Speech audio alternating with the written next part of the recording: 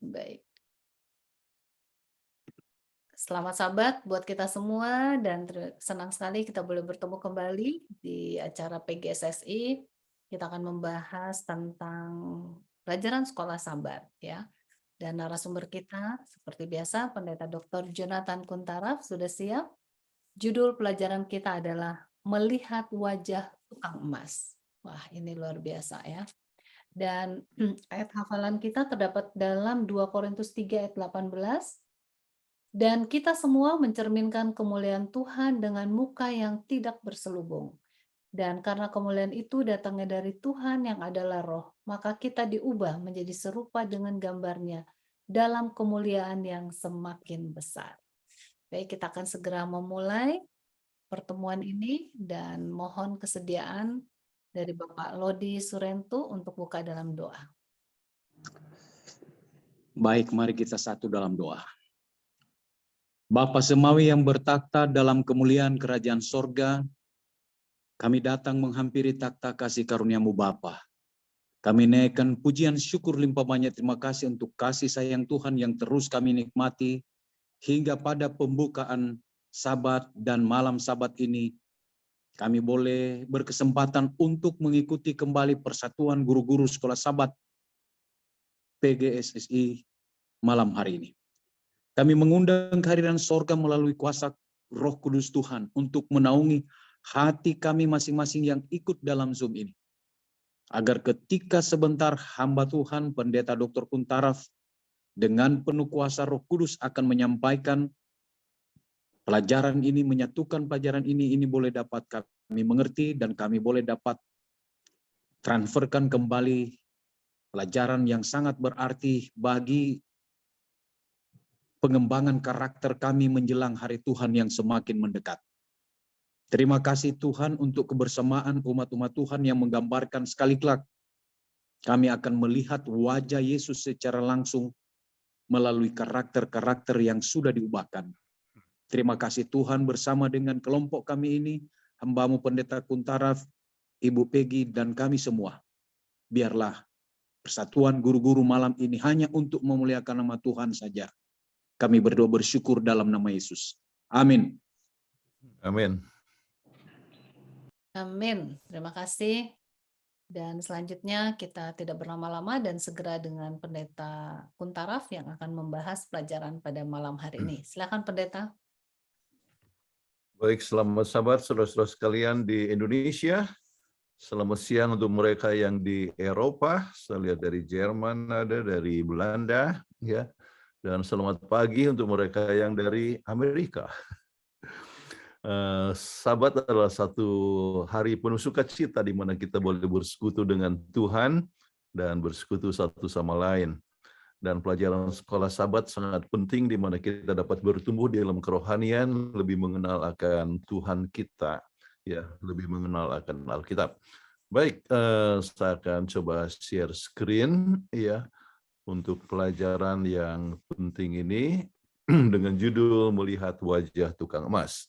Ya, untuk pendahuluan mengenal judul pelajaran, kemudian tema pelajaran pekan ini, kemudian mengapa pelajaran ini penting. Ya.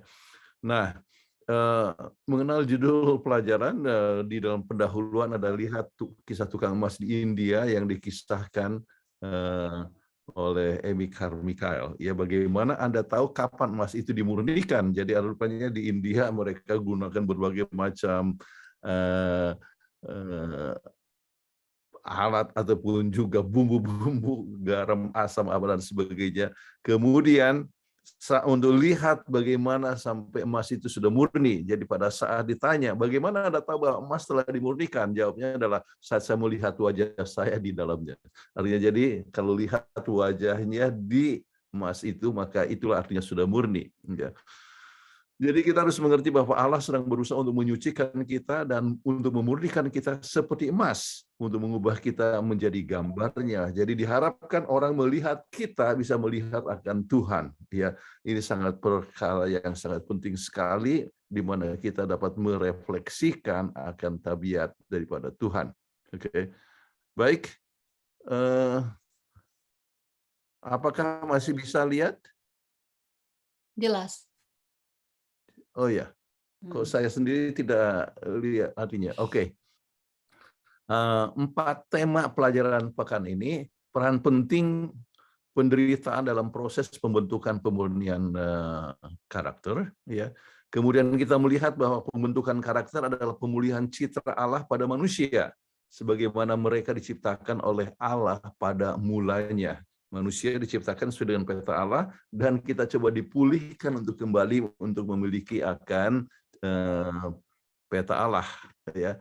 Ini kadang-kadang kita sebutkan peta Allah, citra Allah, ya bahasa Inggrisnya image, ya. Jadi kadang-kadang disebutkan gambaran Allah, ya, sebab kadang-kadang Alkitab menggunakan kata gambar Allah, ya. Jadi itu senang kalau kita gunakan mengerti bahasa Inggrisnya itu image, ya, citra Allah, ya. Pembentukan karakter ini mengusung tema konflik kosmis. Dalam konflik antara yang baik dan yang jahat, Tuhan dan iblis, supaya kita mengalami cawan lebur kedewasaan. Kenapa? Sebab adanya konflik antara kebenaran dengan kejahatan, antara setan dengan Yesus, dan dalam proses ini kita punya peranan penting menunjukkan siapa yang menang. Oke. Kalau kita mengikuti tabiat setan, artinya kita, ya, menunjukkan bahwa Tuhan kalah, ya. Tetapi kalau kita dapat membentuk tabiat Yesus, maka kita menunjukkan kepada alam semesta bahwa Tuhan itu adalah benar, tabiatnya dapat dibentuk dalam diri kita. Kemudian pemurnian dan kedewasaan tidak pernah dicapai oleh individu-individu dalam keterasingan, maksudnya isolated. Sebaliknya, pemurnian dan kedewasaan dicapai oleh individu dalam masyarakat. Ya, jadi kenapa ini penting? Oleh sebab banyak sekali orang yang pada abad-abad ketiga, keempat, mereka mengungsi, bertapa, ya, bersemedi, terpisah dari masyarakat, pikir itulah caranya berhubungan dengan Tuhan. Ya. Padahal kita ini adalah orang yang harus bergantung kepada satu sama lain. Tabiat Tuhan harus dinyatakan dalam secara individu, tetapi dalam masyarakat untuk orang dapat mengenal akan Tuhan kita. Baik. Kemudian kita coba lihat lebih lanjut.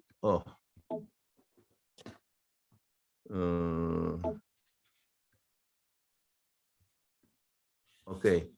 Mengapa pelajaran penting? Kita belajar rencana Allah kepada manusia sebelum dosa. Kita belajar bagaimana rencana Tuhan bagi manusia setelah dosa. Kita belajar bagaimana umat Tuhan kembali memiliki gambaran Allah yang hilang.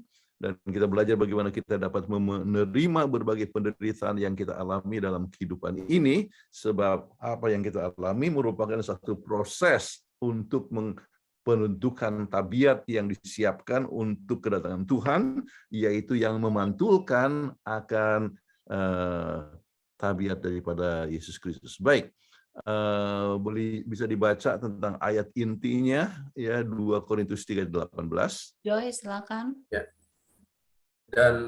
Dan kita semua mencerminkan kemuliaan Tuhan dengan muka yang tidak terselubung. Dan karena kemuliaan itu datangnya dari Tuhan yang adalah Roh, maka kita diubah menjadi serupa dengan gambarnya dalam kemuliaan yang semakin besar. Terima kasih. Jadi kita sering gunakan ayat ini juga untuk menunjukkan satu poin yang sangat penting. By beholding, we become changed. Dengan memandang, kita dapat berubah. Memandang akan Yesus Kristus, pengorbanannya, kasih sayangnya, maka kita secara pelan-pelan membentuk akan tabiat Yesus menjadi serupa dengan Tuhan. Oke, pelajaran dari ayat hafalan, umat Tuhan diharapkan untuk merefleksikan gambaran Allah, dan dengan memandang kepada Yesus, kita akan dapat berubah dalam memiliki tabiatnya. Baik, garis besar yang Anda pelajari minggu ini, kita bisa bagi dalam 3 bagian penting. Pertama, diciptakan dengan gambaran Allah. Memulihkan gambaran Allah, kemudian membentuk gambaran Allah dengan kasih karunia. Ya. Jadi ini untuk memudahkan, ya, Anda mengajar di kelas masing-masing, ya. Puncak penting adalah gambaran Allah dulu, kemudian sekarang, ya, perlunya pemulihan, ya, kemudian membentuk Allah itu hanya dengan kasih karunia, itu hanya dengan kuasa Yesus Tuhan kita. Baik, Kebenaran apa yang kita dapat dalam catatan penciptaan manusia, Kejadian 1 ayat 26 dan 27. Berfirmanlah Allah, baiklah kita menjadikan manusia menurut gambar dan rupa kita, supaya mereka berkuasa atas ikan-ikan di laut dan burung-burung di udara, dan atas ternak dan atas seluruh bumi, dan atas segala binatang melata yang merayap di bumi. Maka Allah menciptakan manusia itu menurut gambarnya, menurut gambar Allah diciptakannya dia, laki-laki dan perempuan diciptakannya mereka. Oke. Jadi banyak yang berpikir apa yang dimaksud dengan gambar Allah yang dimaksudkan di sini ya. Gambaran kita bisa melihat bahwa ini menyebabkan kita dapat berpikir, kita dapat memantulkan kasih Tuhan ya, ini melibatkan juga kepada tabiat daripada Tuhan ya yang penuh dengan kasih. Jadi ini melibatkan berbagai macam aspek daripada keilahian ya. Ini yang membedakan kita berbeda dengan binatang. Oke. Nah, kita coba lihat gambar Allah ya. Bagaimana gambaran Allah tersebut dirusak oleh dosa ya. Apa yang terjadi sudah dosa? Kita ambil beberapa ayat di sini ya, sesudah kejadian sesudah dosa. Silakan. Kejadian 3 ayat 12, manusia itu menjawab, perempuan yang kau tempatkan di sisiku, dialah yang memberi dari buah pohon itu kepadaku, maka aku makan. Kejadian 4 ayat 8, kata Kain kepada Habel adiknya, marilah kita pergi ke padang. Ketika mereka ada di padang, tiba-tiba Kain memukul Habel adiknya itu, lalu membunuh dia. Kejadian 6 ayat 5, ketika dilihat Tuhan bahwa kejahatan manusia besar di bumi, dan bahwa segala kecenderungan hatinya selalu membuahkan kejahatan semata-mata. Oke, jadi kita bisa lihat dari 3 ayat ini apa yang terjadi. Yang pertama, mereka sudah mulai ada masalah rumah tangga, mulai menyalahkan satu sama lain. Ya. Menyalahkan orang lain adalah dosa yang tertua di dunia ini. Jadi gara-gara dialah ya. Dan itu sering terjadi sampai di rumah tangga. Sering suami menyalahkan istri, istri menyalahkan suami. Kemudian Kain ya membunuh ya, artinya usaha kepentingan diri sendiri dan sebagainya ya, iri hati dan sebagainya. Kemudian kejahatan manusia bertambah-tambah. Jadi gambaran Allah itu makin dirusak ya. Tetapi bukan berarti kerusakan total. Ya, ini yang saya katakan dirusak tapi tidak rusak total. Kenapa? Masih ada kerinduan manusia untuk mencari supernatural power.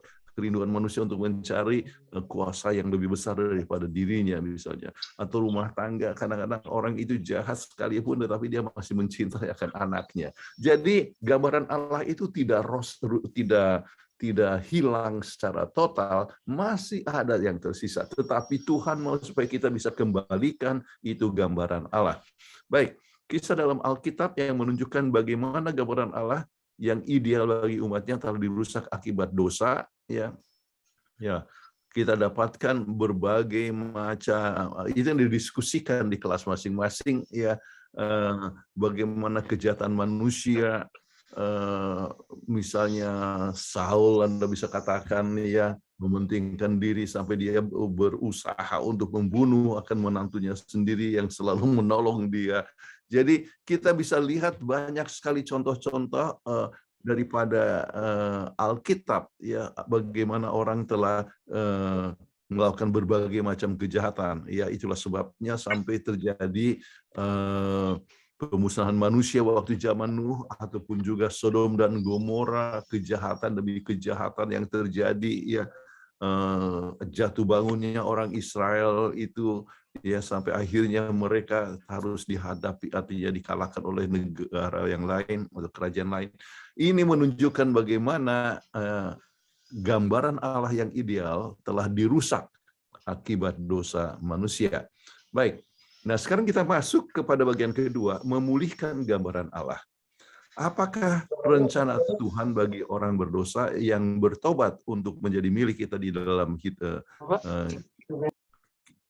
Kristus Yesus? Ya, silakan ini Roma 8 ayat 29-30 dan 2 Korintus 3 ayat 18. 2 Korintus 3 ayat 18 sudah kita baca tadi ayat inti. Jadi Kita masuk Roma 8 ayat 29 dan 30. Ya. Sebab semua orang yang dipilihnya dari semula, mereka juga ditentukannya dari semula untuk menjadi serupa dengan gambaran anaknya, supaya ia, anaknya itu, menjadi sulung di antara banyak saudara. Dan mereka yang ditentukannya dari semula, mereka itu juga dipanggilnya. Dan mereka yang dipanggilnya, mereka itu juga yang dibenarkannya. Dan mereka yang dibenarkannya, mereka itu juga dimuliakannya. Jadi ini satu hal yang sangat penting, peranan daripada Yesus Kristus ya untuk coba memulihkan dia punya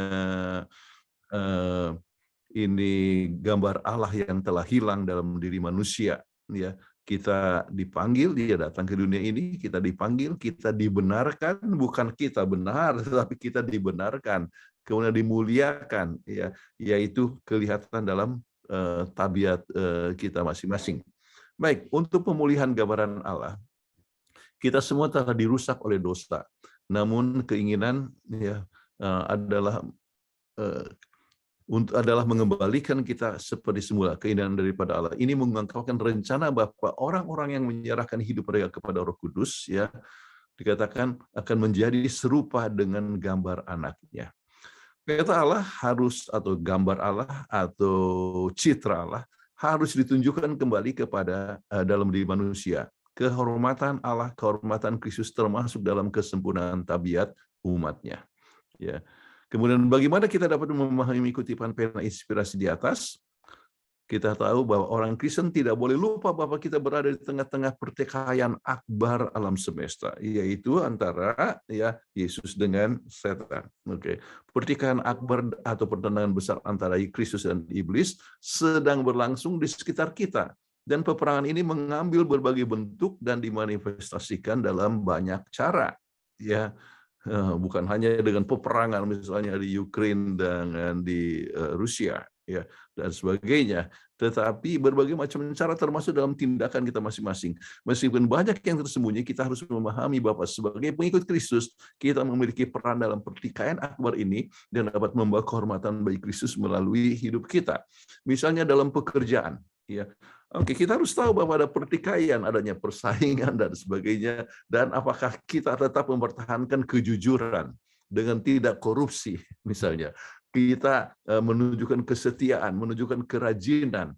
Jadi sifat-sifat, kalau kita diejek, bagaimana reaksi kita, ya itu semua adalah termasuk di dalam ya pertentangan besar antara baik dan jahat, ya, dan kita ikut ambil bahagian di sini, ya, dan kita harus tunjukkan orang Kristen walaupun dihina tetap mengasihi, ya, orang Kristen walaupun kita dianiaya, ya, tetap dapat mendoakan orang yang kita yang menganiaya kita. Baik, nah sekarang bagaimana Yesus, maafkan ada kesalahan ketik ini, bagaimana Yesus dapat mengembalikan gambaran Allah dalam kehidupan kita yang telah dirusak oleh dosa. Nah, Yohanes 15 ayat 1-5 adalah ayat yang sangat penting. Silakan. Akulah pokok anggur yang benar, dan Bapakkulah pengusahanya. Setiap ranting padaku yang tidak berbuah, dipotongnya, dan setiap ranting yang berbuah, dibersihkannya, supaya ia lebih banyak berbuah. Kamu memang sudah bersih karena firman yang telah kukatakan kepadamu. Tinggallah di dalam aku, dan aku di dalam kamu. Sama seperti ranting tidak dapat berbuah dari dirinya sendiri. Kalau ia tidak tinggal pada pokok anggur, demikian juga kamu tidak berbuah. Kalau kamu tidak tinggal di dalam aku. Oke, nah sekarang banyak orang bertanya, dan Anda bisa tanyakan kepada anggota kelas, apa yang dimaksudkan tinggal di dalam aku? Iya, tinggal di dalam aku, ya artinya bergantung kepada Tuhan sepenuhnya. Ya, itu berarti bahwa kita mengambil waktu dengan Tuhan. Satu poin yang saya sering sebutkan adalah conversion is the work of creation. Penciptaan itu adalah pekerjaan penciptaan. Hanya pencipta yang bisa buat untuk kita. Dan apa yang kita harus buat? Memberikan waktu kepada pencipta untuk bekerja dalam diri kita. Itulah sebabnya kalau kita mengambil waktu lebih banyak dengan Alkitab, lebih banyak berdoa, maka ya tabiat itu dapat lebih terbentuk di dalam diri kita masing-masing. Tinggal di dalam aku. Baik. Mengapa kadang-kadang Mengapa Tuhan kadang-kadang mengizinkan pencobaan yang membara dalam proses pemurnikan hidup kita, ya. Jadi kita kan sering mengalami banyak tantangan, ya. Masing-masing mempunyai pengalaman sendiri-sendiri, ya. Ya, mungkin soal ekonomi atau soal rumah tangga atau mungkin sakit penyakit ataupun mungkin duka cita, ya. Itu adalah satu proses, ya, untuk pencobaan, ya. Nah, jadi kenapa Tuhan izinkan, ya untuk pengembangan tabiat kita masing-masing, ya, supaya kita dapat membentuk tabiat Tuhan. Baik, bila merenungkan hidup Ayub, pencobaan yang bagaimana yang dihadapi dan bagaimana kesaksiannya yang terdapat di dalam Ayub 19:25 dan 26 dan Ayub 23 ayat 1 sampai 10, dan bagaimana api yang menyucikan itu telah memenuhi maksud Tuhan dalam hidupnya, ya. Bisa dibaca Ayub 19 ayat 25 sampai 26. Tetapi aku tahu penebusku hidup dan akhirnya ia akan bangkit di atas debu. Juga sesudah kulit tubuhku sangat rusak, tanpa dagingku pun aku akan melihat Allah. Oke, jadi dalam menghadapi pencobaan dan tantangan yang dihadapinya, bagaimana dia punya sikap? Aku tahu penebusku hidup dan akhirnya dia akan bangkit dari atas debu. Ya, kita bisa lihat di sini bahwa dia punya pengharapan kepada Tuhan. Nah, saudara-saudara sekalian, segala macam tantangan yang kita hadapi, ya. Bayangkan apa yang dialami oleh Ayub, luar biasa sekali, kematian 10 anak dalam satu hari. Habis harta benda semua, dia sendiri luka parah, bisul dari ujung kepala ke ujung kaki. Namun dia tetap berharap kepada Tuhan. Penebusku hidup, akhirnya ia akan bangkit dari atas debu. Jadi hal yang sangat penting, bagaimana Ayub walaupun menghadapi tantangan yang luar biasa, dia tetap menang. Oke. Satu pengalaman yang sangat penting sekali. Oke. Nah, artinya Ayub lolos dari pencobaan. Di tengah pencobaan yang mengerikan, Ayub tetap percaya kepada Allah. Terlepas dari segalanya, Ayub bertekad untuk bertahan. Dan satu hal yang membuatnya bertahan adalah memandang, ya, kepada emas, yaitu hasil daripada pencobaan tersebut, yaitu emas yang murni. Maksudnya emas adalah dia melihat ke masa depan dan menyadari bahwa hanya berpegang teguh kepada Allah, maka dia akan menjadi pemenang dan keluar seperti emas. Ya. Tidak ada yang tahu sejauh mana Ayub mengetahui apa yang terjadi di balik layar. Namun terlepas dari berapa banyak yang disembunyikan dari Ayub, dia tetap bertahan dalam api pemurnian. Luar biasa. Allah dapat menggunakan pencobaan ini untuk memurnikan kita dan menghaluskan serta memunculkan gambarnya dalam karakter kita. Di tengah semua rasa sakit dan penderitaan, Ayub mampu merasakan realitas proses pemurnian. Dan Ayub tahu bahwa pencobaan ini akan menghaluskannya.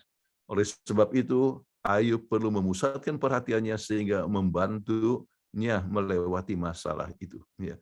Jadi daripada ngomel-ngomel, wah saya ini susah sekali, kenapa saya sudah artinya setia kepada Tuhan, saya masih harus menderita. Itu kan banyak pengalaman orang, saya setia kepada Tuhan, tapi kenapa saya harus menderita? Jangan lupa bahwa kita dalam proses penyucian dan pemurnian tabiat kita. Ya, itu hal yang sangat penting sekali. Baik, nah sekarang yang bagian I, ya, E. Pencobaan yang menyucikan, apalagi yang kita dapat dalam Alkitab di mana penggambaran Allah telah dinyatakan sebagai hasil dari percobaan tersebut. Ya.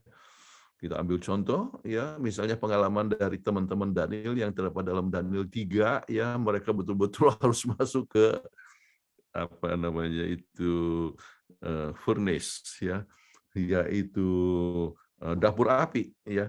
Masuk dalam dapur api, kepanasan, tetapi Tuhan membuat suatu mujizat yang luar biasa. Dan kata-kata yang sangat penting, ya, Tuhan bisa membebaskan kami, tapi walaupun tidak sekalipun kami tidak akan menyembahkan patung itu. Luar biasa sekali. Baik, apakah mungkin untuk menyambut penderitaan dan pencobaan daripada menanggungnya? Yakobus 1 ayat 2 dan 4. Saudara-saudaraku, anggaplah sebagai suatu kebahagiaan apabila kamu jatuh ke dalam berbagai-bagai pencobaan, sebab kamu tahu bahwa ujian terhadap imanmu itu menghasilkan ketekunan. Dan biarlah ketekunan itu memperoleh buah yang matang, supaya kamu menjadi sempurna dan utuh dan tak kekurangan suatu apapun. Oke, jadi kita bisa lihat di sini undangan daripada Yakobus, ya. Kalau mengalami pencobaan, lihat sebagai suatu kebahagiaan. Ini luar biasa sekali, ya. Ya. Ada sebuah lagu yang saya pernah dengar waktu 50-an tahun lalu, ya. Don't spare me troubles if it will bring me closer to thee. Jangan jangan sampai lalukan itu masalah, ya. Kalau itu membawa kita lebih dekat kepada Tuhan. Jadi artinya kalau seandainya kita mengalami suatu tantangan hidup, kita harus lihat dari segi positif, ya, bahwa kita dapat lebih bersabar, kita lebih bertahan, dan itu menyebabkan tekun, lebih matang, dan kita lebih mempunyai tabiat Tuhan sendiri, ya. Jadi ini adalah satu hal yang dialami oleh para rasul, misalnya untuk Paulus dan Silas, ya, waktu di dalam penjara, ya, menyanyi, ya, jadi artinya dianggap suatu kebahagiaan, dan Tuhan buat juga mujizat, ya. Tetapi kalau tidak, misalnya tetap dalam penjara, tetapi paling sedikit hati itu telah mempunyai kedamaian, dan itu sendiri adalah suatu mujizat. Baik, pemulihan gambaran Allah. Gambar Allah harus ditunjukkan kembali ke dalam manusia, ya. Kehormatan dan kehormatan Kristus termasuk dalam keselamatan tabiat umatnya, ya. Bagaimana kita dapat memahami kutipan pena inspirasi di atas? Orang Kristen tidak boleh lupa bahwa kita berada di tengah-tengah pertikaian besar alam semesta, pertikaian akbar, atau pertentangan besar antara Kristus dan setan sedang berlangsung di sekitar kita. Ya, kita sudah sebutkan tadi. Peperangan ini mengambil berbagai bentuk dan dimanifestasikan dalam banyak cara. Meskipun banyak yang tersembunyi, kita dapat memahami bahwa sebagai pengikut Kristus kita memiliki peran dalam pertikaian abad ini yang dapat membawa kehormatan bagi Kristus melalui hidup kita. Oke, baik. Ini adalah sebagai tambahan atau ulangan. Baik. Nah, sekarang kita masuk kepada bagian 3, membentuk gambar Allah. Bagaimana caranya? Dengan kasih karunia. Ya. Mengapa kita harus ingat bahwa bukan hanya keselamatan datang oleh sebab kasih karunia, tetapi gambaran Allah juga dipulihkan oleh kasih karunia. Ya. Efesus 2:8 dan 10 sampai 10. Ya. Sebab karena kasih karunia kamu diselamatkan oleh iman. Itu bukan hasil usahamu, tetapi pemberian Allah. Itu bukan hasil pekerjaanmu, jangan ada orang yang memegahkan diri. Karena kita ini buatan Allah, diciptakan dalam Kristus Yesus untuk melakukan pekerjaan baik yang dipersiapkan Allah sebelumnya. Ia mau supaya kita hidup di dalamnya. Iya, ini poin yang sangat penting sekali. Keselamatan kita hanya dengan kasih karunia. Banyak orang yang salah mengerti dengan Advent, orang Advent sendiri atau yang non Advent. Oleh sebab kita mengajar tentang Sabat, mengajarkan soal makanan, seakan-akan bahwa, ya, semua itu menunjukkan bahwa kita selamat oleh sebab perbuatan, bahkan dikatakan bahwa kita sudah mengikuti adat istiadat orang Yahudi. Saya tidak tahu kalau saudara-saudara ikut, saya sudah selesaikan itu video, ya, sudah beredar sekarang, ya. Anda bisa lihat di YouTube dengan judul Menjawab Dr. Bambang Nursena, 2.2, ya, jangan salahkan, artinya bukan, Advent tidak salah, tapi jangan salahkan Katolik, ya. Jadi saya jawab cukup panjang, 1 jam lebih, ya, tetapi itu memberikan suatu pelajaran yang sangat penting sekali, penekanan keselamatan kita melalui kasih karunia, ya. Dan kalau kita pelihara hari Sabat, oleh sebab memang Tuhan sudah memberikan akan hari Sabat itu dari awal sebelum adanya orang Yahudi, ya, dari penciptaan, ya, sampai kepada penciptaan, ya, dari Eden sampai ke Eden. Kemudian kalau Tuhan memberikan itu makanan, disebutkan bahwa makanan itu untuk orang Yahudi saja, jangan makan babi dan sebagainya. Penekanan saya diberikan waktu zaman Nuh juga sudah dipisahkan antara haram dan halal, ya. Jadi dengan demikian Nuh itu kan bukan orang Yahudi, ya, dan semua kita keturunan Nuh, ya. Sebab yang lainnya di samping Nuh semua sudah meninggal waktu air bah. Jadi itu bukan hanya untuk orang Yahudi dan untuk kita sehat, ya. Dan saya menggunakan juga kisah 25 ayat 20, kisah 15 ayat 26, ya. Bagaimana Tuhan tidak mau orang-orang Israel itu sakit seperti orang-orang Mesir, ya. Baik, dan sebagainya. Jadi kita diajak untuk lebih sehat. Jadi kesehatan itu berhubungan dengan kita punya kerohanian, kan. Kalau kita sakit-sakitan itu kan susah sekali untuk datang kepada Tuhan. Nah, itu semua hanya dengan kasih karunia Allah Tuhan telah memberikan kepada kita petunjuk untuk hidup sehat. Dengan kasih karunia Allah Tuhan mau supaya kita mempunyai hari khusus 24 jam untuk Tuhan. Dan Tuhan telah berikan hari Sabat. Ya. Jadi kasih karunia dan pembentukan gambaran Allah itu dapat tercapai hanya dengan kasih karunia Allah. Kalau kita memandang kepada Yesus, pengorbanannya, ya, di Gunung Golgota, memandang kepada Dia, kita dapat lebih lama lebih membentuk kasih Tuhan, ya, yang luar biasa.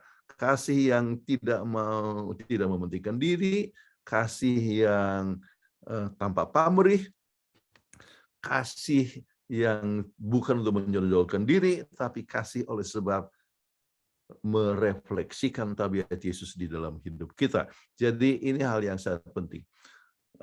Kisah apakah yang Yesus berikan yang merupakan ilustrasi yang terjadi dalam kehidupan dari orang yang telah ditebus Tuhan. Nah, pelajaran kita memberikan akan dua kelompok, ya. Kalau kita baca di dalam Wahyu pasal Matius pasal 25 itu, ya, itu berbicara tentang perumpamaan 10 darah, kemudian perumpamaan tentang, ya, talenta, kemudian perumpamaan tentang domba dan kambing. Oke, pemisahan antara mereka yang setia kepada Tuhan atau yang tidak setia kepada Tuhan. Nah, semuanya menantikan kedatangan Tuhan, jadi perlu 3 perkara tersebut. Dan di pelajaran kita disebutkan tentang 2 hal, yaitu tentang anak darah dan juga untuk kambing dan domba. Baik, saya coba bacakan ini yang ada dalam kita punya petunjuk ke pelajaran. Yesus berada di Yerusalem untuk menjalani kematiannya. Menurut Injil Matius, inilah jam-jam pengajaran yang terakhir sebelum Paskah. Dihabiskan dengan menceritakan kepada murid-muridnya perumpamaan 10 gadis, ya, serta domba dan kambing. Kisah ini berhubungan dengan bagaimana caranya kita hidup saat menunggu kedatangan Yesus, ya, yaitu merefleksikan apa namanya tabiat Allah. Jadi referensinya terpenting dengan hari ini adalah mengenai tanda kedatangan Yesus yang segera di sekitar kita. Dalam perumpamaan 10 anak darah, banyak komentator menunjukkan bahwa minyak adalah lambang Roh Kudus, dan pena inspirasi juga mengatakan bahwa minyak adalah simbol karakter, dan itu adalah sesuatu yang tidak dapat diperoleh siapapun untuk kita. Jadi minyak adalah Roh Kudus yang bekerja dalam diri kita dalam membentuk akan karakter. Oke. Kemudian raja itu menjawab, "Ya, aku berkata penuh, sesungguhnya segala sesuatu yang kamu lakukan untuk salah satu dia seorang ini yang paling hina ini, kamu melakukannya untuk aku." Jadi gambaran orang yang memiliki gambar Allah, ya, adalah mempunyai Roh Kudus, mempunyai tabiat, itu tabiat Tuhan sendiri, kemudian mempunyai kerelaan dan kasih kepada orang yang terhina sekalipun. Kadang-kadang kalau kita menolong saudara kita sendiri itu biasa, ya, atau menolong orang-orang yang penting, ya, itu biasa. Tetapi menolong orang yang terhina, yang tidak akan bisa membalas kebaikan kita, misalnya membantu mereka yang yatim piatu ataupun janda-janda yang miskin, yang tidak ada sumber kehidupan.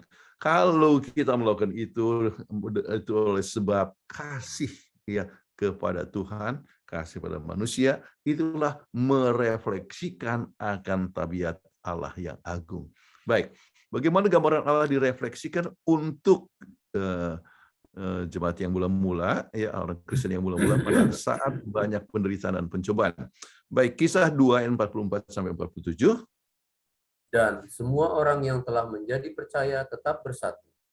Dan segala kepunyaan mereka adalah kepunyaan bersama, dan selalu ada dari mereka yang menjual harta miliknya, lalu membagi-bagikannya kepada semua orang sesuai dengan keperluan masing-masing.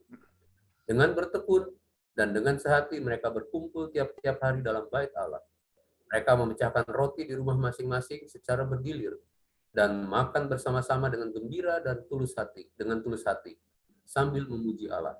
Dan mereka disukai semua orang. Dan tiap-tiap hari Tuhan menambah jumlah mereka dengan orang yang diselamatkan. Baik, terima kasih. Kita lihat ini adalah yang diselamatkan adalah siapa? Yang masuk dalam gereja. Jadi gereja itu ada hubungan dengan keselamatan. Dan ini adalah pekerjaan Tuhan, bukan pekerjaan manusia. Coba lihat tuh, tiap-tiap hari Tuhan menambahkan. Jadi kuasa Roh Kudus yang menyebabkan ketambahan pada jiwa-jiwa.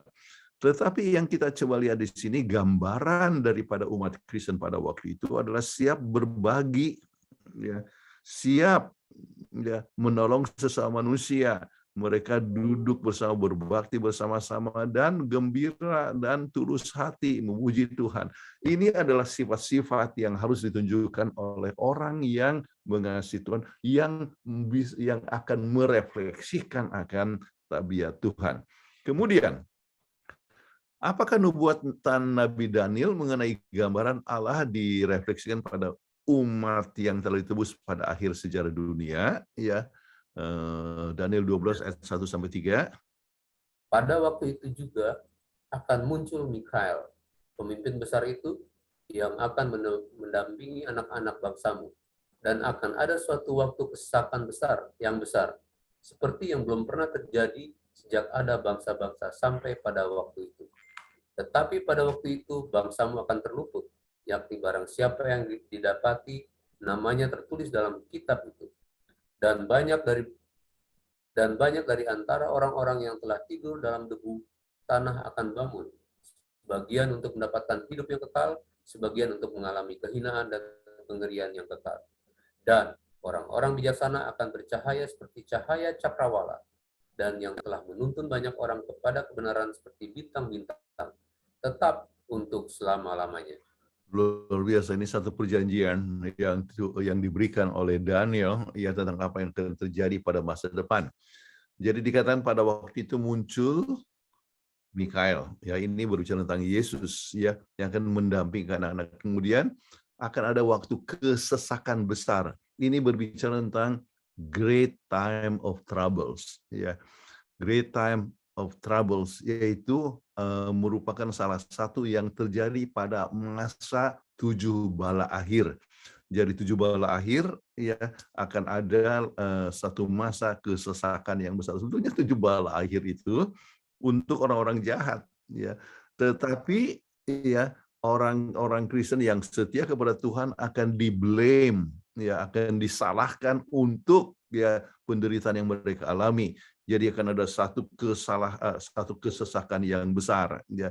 Tetapi ya kita bersyukur bahwa akan ada ya masa kebangkitan ya, dan disebutkan orang bijaksana akan bercahaya seperti cahaya cakrawala. Siapa ini orang bijaksana? Kalau kita lihat pelajaran, kita menunjukkan juga orang bijaksana yang mengetahui akan ya masa yang akan datang ya. Yang mengerti akan eskatologi, ya bijaksana termasuk adalah orang yang mempunyai pengetahuan akan Tuhan, ya membedakan benar dan salah. Tetapi lebih daripada itu juga yang bijaksana adalah orang yang tahu what will happen in the future, ya. Dan kita tahu, ya tentang apa yang terjadi di masa yang akan datang oleh sebab kita mempunyai tulisan-tulisan Roh Nubuat atau Alkitab menyebutkan dengan jelas apa yang akan terjadi di masa yang akan datang. Baik. Jadi tabiat Tuhan itu akan direfleksikan melalui orang-orang yang setia kepada Tuhan. Nah, pentingnya karakter bagi orang yang menunggu kedatangan Yesus. Ya, Apakah konteks Daniel 12 ayat 1 sampai 10 dan perbedaan karakter orang jahat ya dalam Wahyu 20. Bahwa Daniel diberitahu tepat sebelum kedatangan Yesus akan ada satu masa kesusahan yang tidak dapat dibandingkan dalam waktu-waktu lainnya sebelumnya di dalam sejarah. Bapak dalam Daniel 12 ayat 3 10 telah memberikan selama ini gambaran tentang orang yang benar dan orang jahat, bahwa orang fasik akan berlaku fasik dan yang berbeda dengan orang benar. Di mana di ayat 3 mereka bersinar terang karena telah dimurnikan atau memiliki karakter tanpa noda dan disucikan. Selama waktu kesesakan yang besar seperti yang belum pernah terjadi, ya ada bangsa-bangsa sampai pada waktu itu. Ya. Dan sebaliknya orang fasik tidak mengerti. Orang benar adalah bijaksana dan mengerti atau berpaham. Ya. Jadi bahwa kalimat bijaksana dan mengerti adalah takut akan Tuhan adalah permulaan pengetahuan. Dikarenakan orang bijaksana memiliki pemahaman tentang peristiwa-peristiwa terakhir di dunia ini, dan adalah waktu kesesakan seperti yang diungkapkan pada saat itu. Orang bijaksana tidak terkejut karena mereka rajin belajar tentang firman Tuhan sehingga mereka tahu bahwa peristiwa itu akan segera. Ya. Orang bijaksana tahu dan menerima keadaan masa kesusahan yang dasar itu untuk memurnikan dan membersihkan karakter mereka. Sedangkan bagi orang jahat, justru mereka semakin mengeraskan hati dan memberontak untuk melanjutkan kejahatan mereka. Dan di sini kita melihat gambaran tentang orang-orang yang telah melalui proses pemurnian dan pembersihan dan orang-orang yang belum sama sekali. Oke, nah sekarang kita lihat lebih lanjut. Ya, apakah sambutan kita terhadap rencana Tuhan yang indah untuk semua? Kita lihat dalam Efesus 4 ayat 11 sampai 16. Dan ialah yang memberikan baik rasul-rasul maupun nabi-nabi, baik pemberita-pemberita Injil maupun gembala-gembala dan pengajar-pengajar untuk memperlengkapi orang-orang kudus bagi pekerjaan pelayanan, bagi pembangunan tubuh Kristus sampai kita semua telah mencapai kesatuan iman dan pengetahuan yang benar tentang anak Allah, kedewasaan penuh dan tingkat pertumbuhan yang sesuai dengan kepenuhan Kristus, sehingga kita bukan lagi anak-anak yang diombang-ambingkan oleh rupa-rupa angin pengajaran, oleh permainan palsu manusia dalam kelicikan mereka yang menyesatkan, tetapi dengan teguh berpegang kepada kebenaran di dalam kasih kita, bertumbuh di dalam segala hal ke arah Dia, Kristus, yang adalah kepala. Daripadanya lah seluruh tubuh yang rapi tersusun dan diikat menjadi satu oleh pelayanan semua bagiannya, sesuai dengan kadar pekerjaan tiap-tiap anggota, menerima pertumbuhannya dan membangun dirinya dalam kasih. Terima kasih. Ini ada hal yang sangat penting. Ini berbicara mengenai ya karunia rohani. Ya, apakah itu di dalam Efesus 4 atau 1 Korintus 12 atau Roma pasal 12 ya. Anda dapatkan bagaimana Tuhan memberikan karunia rohani, sebagian menjadi rasul, yang lain nabi, pemberita Injil, ataupun juga gembala, ataupun juga mungkin karunia keramah tamahan, ya, karunia mengasihi atau menolong. Ada lebih kurang paling sedikit 24 karunia rohani yang kita bisa miliki. Nah, poinnya adalah bahwa kita bisa merefleksikan akan kasih karunia Allah atau merefleksikan akan gambaran Allah itu ya melalui kehidupan kita di dalam jemaat, di dalam proses melayani satu sama lain ya. Jadi kita mengasihi kita melayani dengan penuh kasih sesuai dengan bidang kita. Banyak yang bisa berkhotbah, banyak yang paling sedikit kirimkan renungan, banyak yang menjadi moderator, dan sebagainya. Jadi kita melayani pekerjaan Tuhan dengan tidak mengharapkan kepopuleran, tetapi kesediaan untuk melayani dengan penuh sukacita. Baik, gambaran Allah dalam jemaat. Paulus menulis surat kepada jemaat Efesus di mana dia menggambarkan gereja adalah sebagai sebuah tubuh. Yesus adalah kepala dan yang lain adalah umatnya. Dan Efesus 4:13 ada tujuan akhir hidup dari jemaat atau umat yaitu untuk mengalami pertumbuhan kedewasaan sesuai dengan kepenuhan Kristus. Dan untuk itu kita saling membutuhkan. Makanya tidak bisa orang Kristen itu isolasi sendiri. Kita saling membutuhkan. Ya. Tidak masalah hidup menjadi orang Kristen sendirian, ya. Dan memang ada banyak orang sendirian selama berabad-abad serta diejek atau dianiaya tanpa dapat dihindari lagi. Namun ini menjadi kesaksian yang kuat karena adanya kuasa Allah sehingga pria dan wanita tidak menyerah di bawah tekanan yang mengelilingi mereka. Ya, jadi maksudnya sendirian itu adalah dia mungkin hidup sendiri, ya. Tidak mempunyai kesempatan untuk menikah atau mungkin sudah menikah menjadi janda dan sebagainya, bisa hidup sendiri tapi dia tetap menjadi seorang saksi yang baik. Kemudian kebenaran pengalaman kehidupan orang-orang sesuai dan kepenuhan Kristus itu. Ya, Paulus dijadikan sebagai kebenaran kritis selama orang-orang itu mau bekerja bersama dalam persekutuan satu sama lain. Ya, jadi itu adalah pengalaman yang sangat penting. Ya. Nah, kesimpulan. Pelajaran pekan ini berfokus pada cawan lebur kemurnian, ya. Dan pemurnian membutuhkan standar. Standarnya adalah apa? Gambar Allah dalam hidup kita. Karena gambar Yesus Kristus merupakan cerminan yang sempurna dari gambar Allah. Ya, manusia telah diciptakan untuk merefleksikan gambar Allah. Namun gambar Allah itu dirusak oleh sebab dosa. Yesus telah datang ke dunia ini agar kita dapat kembali memulihkan gambar Allah tersebut melalui kasih karunia. Pemurnian juga membutuhkan perantara yang sering digambarkan oleh Alkitab sebagai api agar tabiat kita disucikan dan dimurnikan. Sekaranglah masa pemulihan gambar Allah yang akan dapat ditransformasikan melalui kuasa Yesus. Dan memandang kepada Yesus, gambar Allah akan mulai ya dipulihkan. Oke. Kemudian dapat direfleksikan dalam rumah tangga, dalam jemaat, dan dalam masyarakat. Pemulihan gambaran Allah dapat terlihat dalam gambar kita sehari-hari, dalam hubungan, dalam keluarga, jemaat, dan masyarakat di dunia ini, dalam persiapan untuk masyarakat surgawi. Kemudian pada akhirnya gambar Allah itu akan terbentuk kembali pada umat Tuhan di dunia baru. Oke. Baik, beberapa kutipan ini silakan Ibu Peggy.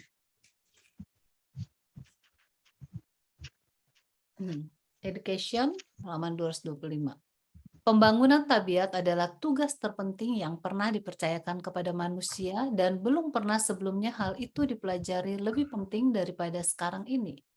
Belum pernah ada generasi manusia sebelumnya yang menghadapi masalah yang begitu penting. Belum pernah sebelumnya anak-anak muda, pria dan wanita menghadapi bahaya yang begitu besar daripada yang mereka hadapi sekarang ini. Baik, kemudian dari Youth Instructor 16 Januari 1896. Dalam perumpamaan, anak-anak dara yang bodoh digambarkan sebagai pengemis meminta minyak, dan mereka gagal menerimanya sekalipun sudah memohon. Ini adalah simbol dari mereka yang belum mempersiapkan diri dalam mengembangkan karakter untuk berdiri di saat krisis. Seolah-olah mereka harus pergi ke tetangga mereka dan berkata, "Beri aku karaktermu, atau aku akan binasa." Mereka yang bijaksana tidak dapat memberikan minyak mereka kepada pelita yang redup dari gadis-gadis yang bodoh. Karakter tidak dapat dipindah tangankan. Itu tidak untuk dibeli atau dijual. Itu harus diusahakan. Tuhan telah memberikan kepada setiap individu kesempatan untuk memperoleh karakter yang saleh melalui jam-jam percobaan. Tetapi Dia tidak menyediakan cara yang dengannya satu agen manusia dapat memberikan kepada orang lain karakter yang telah dia kembangkan melalui pengalaman yang sulit, dengan belajar pelajaran dari guru yang agung, sehingga dia dapat menunjukkan kesabaran di bawah pencobaan dan menjalankan keyakinan sehingga dia bisa menyingkirkan gunung-gunung ketidakmungkinan. Luar biasa sekali, ya. Ini adalah hal yang sangat penting, masing-masing kita membentuk tabiat kita sendiri, dan ini tidak bisa dipindah tangankan. Oke, tidak bisa dibeli dan dijual. Kemudian kutipan terakhir Pekerjaan Ya, kita Tuhan tambahkan ini, silakan. Pekerjaan Tuhan untuk penghilangan dan pemurnian harus terus berlanjut sampai hamba-hambanya rendah hati, mati terhadap diri sendiri, agar ketika dipanggil ke dalam pelayanan aktif, mata mereka akan tertuju pada kemuliaannya. Luar biasa sekali, sangat bagus untuk kita ingat. Baik, pertanyaan untuk aplikasi Anda bisa bicarakan di kelas ya. Berikan pengalaman Anda bagaimana Allah telah mengizinkan pencobaan yang membara sebagai cara untuk memurnikan dan menyucikan Anda. Banyak ya masalah-masalah tantangan ya, bagaimana Anda harus bergantung kepada Tuhan sebab tidak ada jalan lain. Tidak ada lagi jalan keluar. Ya, dan ternyata Tuhan memberikan jalan keluar. Baik, apakah yang menghalangi Anda dalam membentuk gambar Allah dalam kehidupan Anda? Kelemahan apakah yang Anda perlu untuk atasi dengan kuasa Tuhan? Misalnya salah satu adalah kegelojohan. Kadang-kadang orang susah sekali untuk bertarak ya. Mau makan apa saja ya. Itu ada termasuk menghalangi akan apa? Pembentukan gambar Allah dalam kehidupan kita, oleh sebab kita menjadi lebih mementingkan diri ya dan sebagainya. Itulah sebabnya kita perlu mengalahkan kegelojohan dalam hidup kita, atau mungkin kepentingan diri kita ya, atau kesombongan kita ya. Jadi kita perlu atasi hanya dengan kuasa Tuhan. Apakah sambutan Anda terhadap rencana yang agung yang untuk masing-masing kita, masing-masing Anda dalam jemaat ya. Jemaat adalah tempat di mana kita memberikan pelayanan ya. Ya, di rumah tangga mulai, di jemaat, kemudian di masyarakat ya. Kita harus siap untuk memberikan pelayanan. Baik, apakah yang Anda lakukan dengan pelajaran ini minggu depan? Mungkin Anda bisa gunakan untuk menolong mereka yang memerlukan penjelasan lebih lanjut tentang penderitaan yang mereka alami ya, dan sebagainya. Maka ini pelajaran harus kita selalu aplikasikan dalam hidup, maka kita dapat bertumbuh di dalam kerohanian kita. Baik, sekarang sudah waktu untuk berhenti. Kita punya waktu 36 menit ya untuk diskusi atau membawa pertanyaan-pertanyaan. Iya, Menjawab terima kasih. pertanyaan. Silakan. Terima kasih Pendeta Kuntaraf yang telah membawakan pelajaran begitu baik dan jelas ya. Dan tiba saatnya untuk masuk ke dalam sesi tanya jawab. Di kolom chat sudah ada beberapa pertanyaan dan juga sudah ada 2 orang yang raise hand mau bertanya langsung. Namun sebelumnya Pendeta boleh silahkan minum dulu. Terima kasih. Saudara Daniel Sitompul ada yang mau di-share? Silahkan.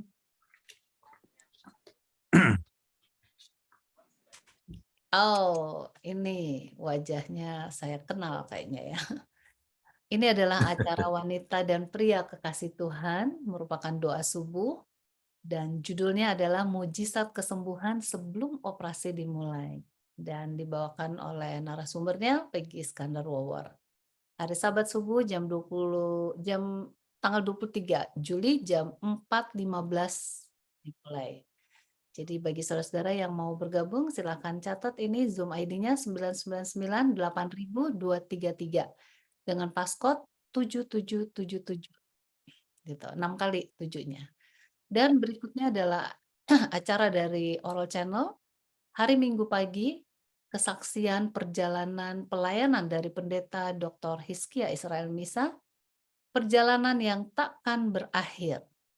24 Juli jam 9 pagi waktu Indonesia bagian Barat, dan Zoom ID-nya sama dengan yang tadi, yaitu 999-8000-2377 dengan passcode 777777 atau boleh mengikuti melalui live YouTube dari Oral Channel. Dan yang ketiga ini adalah acara dari Revolution of Hope, New Beginnings. Ini kenal ya fotonya ya. Narasumbernya Pendeta Dr. Jonathan Kuntaraf, How to Spot a Fake. Wah, ini pelajaran apa nih Pendeta? Kayaknya bagus sekali. Dengan Zoom ID yang sama tadi 999-8000-2377 dan passcode-nya 777777 ya, 7-nya ada 6. Kami mohon kepada seluruh partisipan yang hadir untuk bisa mengikuti acara Oral Journal di 3 acara ini. Jadi besok subuh pagi, kemudian hari Minggu pagi, dan Pendeta Kuntaraf hari Minggu malam jam 8 waktu Indonesia bagian Barat.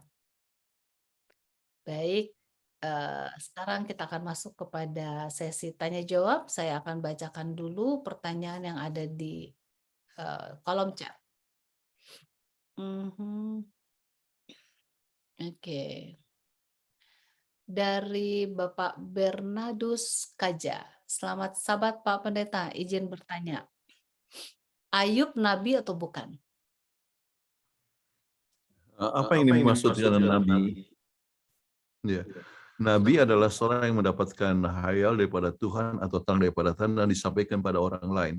Jadi dengan melihat kepada ayat-ayat, misalnya salah satu yang kita bahas tadi, ya, bahwa dia telah mengetahui bahwa penebusku itu hidup dan dia akan datang dan sebagainya. Jadi itu menunjukkan bahwa dia adalah seorang nabi. Kemudian dia dapat mendapatkan terang langsung daripada Tuhan. Kalau Anda baca, ya, dalam Ayub pasal 38 ayat 38 atau 39, bagaimana Tuhan berkomunikasi langsung kepada, ya, kepada Ayub, sampai kita dapatkan ada buku Ayub saat ini, walaupun yang menulis adalah Musa, ya. Namun ya kehidupan daripada Ayub, dia menjadi satu kesaksian kepada orang lain. Jadi dia terima dan ikut mengabarkan. Nah, seperti kutipan daripada Ayub, ada buku Ayub 38 atau 39 misalnya, di manakah engkau pada saat aku meletakkan bumi, ya. Tuhan berbicara langsung kepada Ayub. Jadi untuk itu kita bisa katakan bahwa Ayub adalah seorang nabi. Jadi itu untuk Saudara Bernardus Kaja, ini kelihatannya dari timur, ya. Ya. Oke, terima kasih Pendeta. Dan selanjutnya pertanyaan dari Saudara Foni. Maaf mau tanya, apa hubungannya 10 anak gadis dan perempuan domba dan kambing? Dan perumpamaan domba dan kambing. Oke. 10 anak gadis perumpamaan itu menunjukkan ada 2 kelompok manusia yang siap dan tidak siap, ya. Kemudian domba dan kambing juga sama, ya. Domba itu siap, kambing itu tidak siap, ya. Bagaimana kesiapannya? Yaitu kalau misalnya berbicara tentang perumpamaan 10 gadis, itu bicara tentang Roh Kudus dan juga tabiat, ya. Maka tabiat itu ditunjukkan dengan kesediaan untuk menolong orang lain, termasuk orang yang terhina ini. Jadi kita lihat gabungan dari kedua ini berbicara sama, yaitu merefleksikan akan tabiat Tuhan. Jadi, dan ini sama-sama bicara tentang umat Tuhan di akhir zaman. Jadi umat Tuhan di akhir zaman harus merefleksikan akan, artinya tabiat umat Tuhan di akhir zaman harus merefleksikan akan gambaran Allah. Dan ini ada pertanyaan tambahannya, dan hubungannya Roh Kudus, apa ya? Hubungan Roh Kudus karakter. Iya, segala sesuatu saya sebutkan tadi dengan judulnya adalah oleh sebab kasih karunia. Oleh sebab kasih karunia Tuhan memberikan Roh Kudus, dan pembentukan tabiat sama dengan juga pemberian keselamatan adalah merupakan satu kasih karunia, ya. Jadi dengan kasih karunia Tuhan, Tuhan bisa menolong kita dalam pembentukan tabiat kita, ya, atau karakter kita dengan kuasa Roh Kudus. Sebab tanpa Roh Kudus kita tidak akan berdaya untuk, ya, mengubah diri kita. Kita tidak bisa mengubah diri kita. Hanya kuasa Roh Kudus yang dapat mengubah dalam membentuk tabiat Yesus. Amin. Oke, bagus itu pertanyaannya. Iya. Dari pertanyaan berikutnya boleh. dari Bapak Bernardus Kaja. Apakah Ayub nabi atau bukan? Oke, tadi sudah ya. Itu tadi yang pertama. Yang kedua adalah, apakah setiap penderitaan yang kita alami semata-mata untuk memurnikan iman kita atau bagaimana Pak Pendeta? Iya, kita bisa belajar dari penderitaan. Kita harus ingat sumber-sumber penderitaan. Ya. Waktu kita belajar tentang pertama, ya, setan adalah sumber penderitaan. Sering penderitaan terjadi oleh sebab kita salah pilih. Itu manusia yang buat, ya. Kalau Anda merokok dan menderita jadi kanker paru-paru, ya itu adalah salah pilih, ya. Kemudian artinya membuat keputusan yang salah dalam hidup. Tetapi Tuhan mengizinkan suatu penderitaan untuk kita.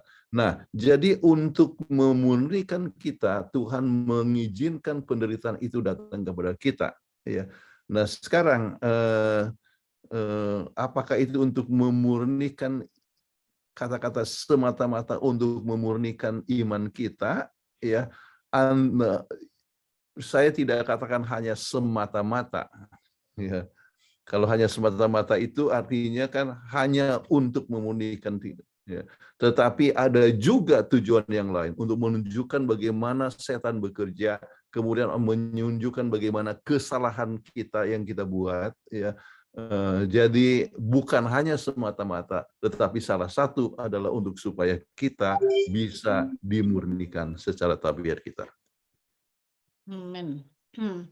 Dari Bapak Gunawan Cahyadi, izin tanya Pastor Kun, kapan saya dapat melihat gambar Allah saya yang sesungguhnya? Apakah mesti menunggu sampai saya mati? Bukan hanya sampai mati, tapi sampai mati dan hidup lagi. Jadi memandang kepada Yesus sesungguhnya adalah sesudah kebangkitan. Ya.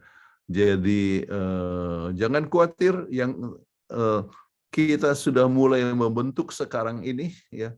Kalau kita melihat orang yang lapar, kita menolong akan orang yang lapar, ya, dengan bukan untuk supaya dikenal orang, tetapi memang dengan suka hati untuk menolong, maka itu adalah salah satu, ya, gambaran Allah, ya, salah satu, ya. Tetapi kita perlu untuk tetap melakukan, mengembangkan akan berbagai macam kegiatan untuk membentuk akan tabiat Allah, ya. Jadi ini adalah satu perkara yang sangat baik, ya.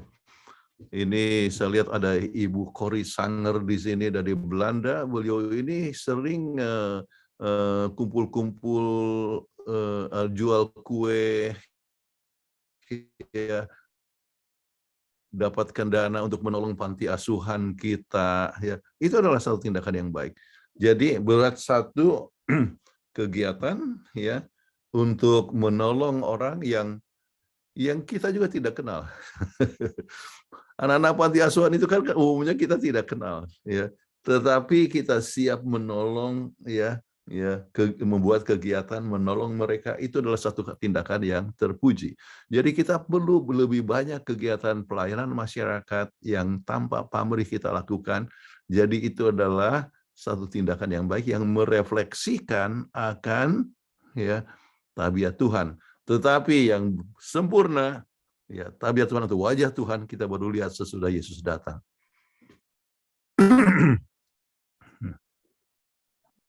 Baik, terima kasih. Selanjutnya yang raise hand di sini ada Bapak Pulo Lasman Simanjuntak. Silakan, Pak.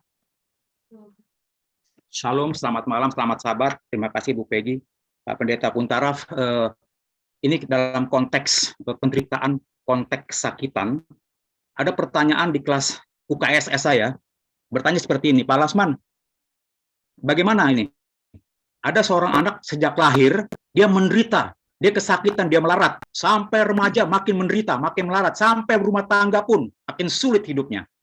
Nah, saya katakan waktu itu bahwa sebetulnya penderitaan itu adalah juga kita mesti berbahagia, karena penderitaan itu ada karunia dari Tuhan. Apa maksud ayat ini, Pak Pendeta? Mari kita buka Alkitab kita, Pendeta. Apakah bahwa kita mesti berbahagia dengan penderitaan kita? Filipi 1 ayat 29, bahwa penderitaan adalah karunia dari Tuhan. Filipi 1 ayat 29, sebab kepada kamu dikaruniakan bukan saja untuk percaya kepada Kristus, melainkan juga untuk menderita untuk Dia. Itu pertanyaan pertama, Pendeta, bahwa menderita adalah karunia Tuhan. Maksudnya apa, Pendeta? Pertanyaan kedua, Pak Pendeta, ini konteksnya seperti Ayub, ya. Apakah kita dengan iman sungguh-sungguh bahwa di balik penderitaan kesakitan itu ujung-ujungnya pasti kebahagiaan, pasti sukacita. Contohnya Ayub. Contohnya Pak Pendeta Puntara kemarin bersaksi ketika mau sekolah dulu katanya nggak ada biaya, tapi ada dibantu sama orang yang tidak dikenal. Ya, asalkan yang pertama bagian kita adalah bertahan dalam iman, akan keluar sebagai emas. Itu bagian kita seperti Ayub, dan pelajaran kita mengatakan sebagai gadis yang bijaksana dengan pelita, dengan minyak, dan sebagai domba bukan kambing. Dan bagian Tuhan adalah memberikan kebahagiaan, memberikan berkat dan sukacita. Sedikit Pak Pendeta, pertanyaan ini, minggu ini kan kita suruh baca Alfa Omega jilid 8 tentang waktu kesesakan halaman 654. Sedikit saya bacakan. Halaman 654 alinea terakhir. Serangan-serangan setan begitu ganas dan pasti. Penipuannya begitu hebat. Tetapi mata Tuhan tetap memandang kepada umatnya dan telinganya memandang jeritan-jeritan mereka. Penderitaan besar mereka, nyala dapur api mereka tampaknya hampir menghanguskan mereka. Tetapi pemurni akan membuat mereka keluar bagaikan emas yang dimurniakan dengan api. Terima kasih Pendeta atas dua pertanyaan ini. Terima kasih. Silakan Pendeta. Saya tidak tahu bagian kedua itu apa pertanyaannya. Itu kan seperti Anda memberikan suatu keterangan. Anyway, kita coba membahas tentang yang pertama, yaitu menderita, mendapatkan karunia untuk menderita untuk Yesus. Jadi, ya, kenapa itu harus menjadi sesuatu satu sukacita? Ya, menderita untuk Yesus ini berbicara bukan hanya penderitaan oleh seseorang itu sakit, ya, tetapi seperti pengalaman Rasul Paulus dengan Silas, misalnya harus dipenjara, ya, oleh sebab mengabarkan Injil di Filipi, oke. Jadi oleh sebab dia mengabarkan Injil kemudian dianiaya. Jadi dianiaya kan dia adalah menderita, maka itu adalah sesuatu karunia bisa tetap menderita. Bahkan salah satu karunia rohani yang dialami oleh umat Tuhan adalah mati syahid. Ya. Jadi mati syahid itu adalah satu karunia rohani. Sama seperti menjadi rasul atau menjadi nabi ataupun gembala, ya, salah satu karunia rohani adalah mati syahid. Ya. Jadi satu karunia yang diberikan kepada manusia, dia bisa tetap bertahan untuk tetap setia walaupun dibunuh sekalipun.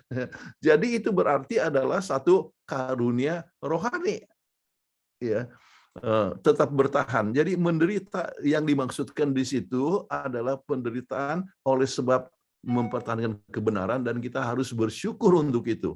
Tetapi ada orang yang menderita oleh sebab salah sendiri, ya.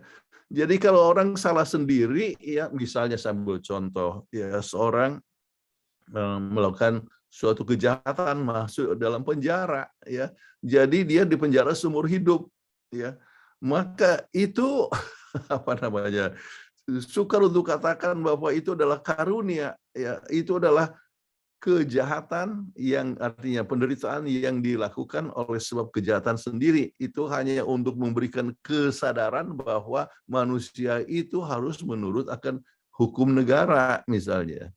Itu poin penting. Kemudian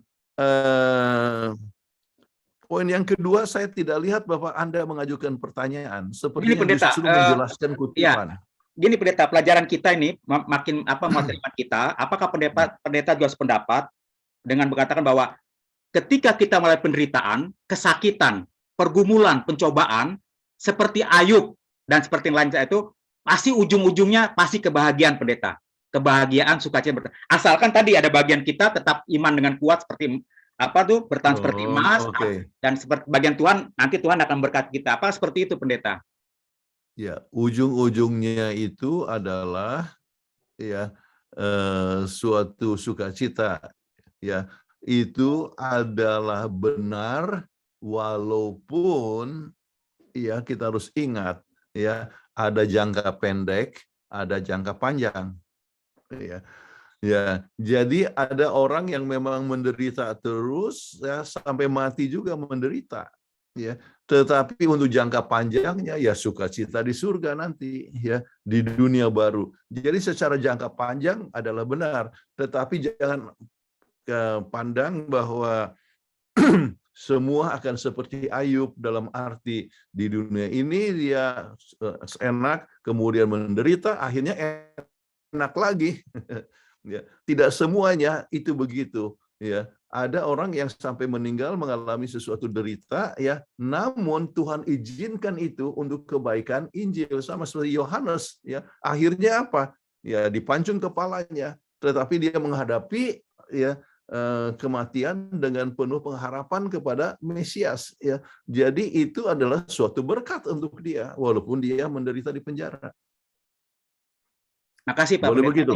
Ya, jelas. Ya. Terima kasih Pak Pendeta. Lanjut Ibu Terima Peggy. kasih. Terima kasih. Oke. Selanjutnya yang raise hand, Joy Sitompul. Silakan Joy. Terima kasih, selamat sahabat Pendeta Kuntara. Selamat sahabat Joy.